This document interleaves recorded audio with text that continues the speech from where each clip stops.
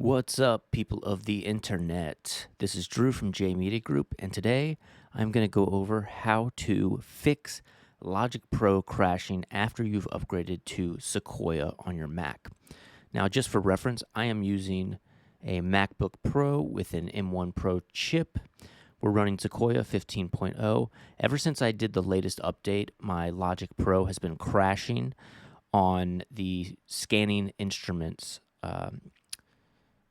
thing. So anyway, I did a screen recording because I already fixed the issue, but I do want you to see it. So this is me trying to launch Logic Pro, and once it gets to that scanning sampler instruments, I get this crash report. Okay, so I had no luck finding any information on the internet, so hopefully this will help you.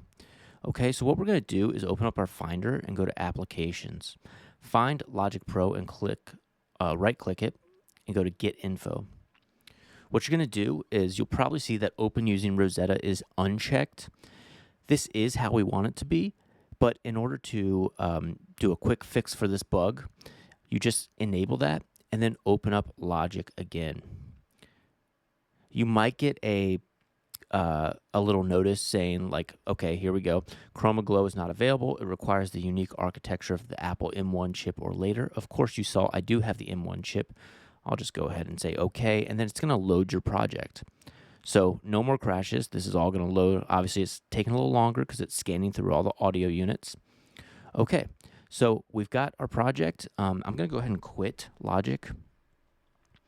And then we're going to go back. Now that we've had that successful launch, we're going to go back and just uncheck it. And now you'll see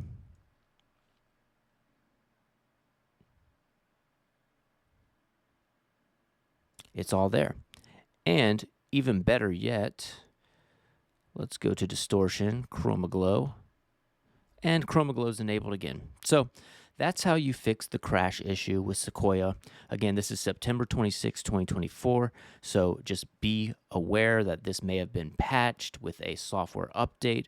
So make sure your Logic Pro is up to date and your Sequoia macOS is also up to date. But in the meantime, if you need to get back to your project like me, go ahead and use these quick troubleshooting tips, and hopefully this gets you back up and running. All right, thanks, guys.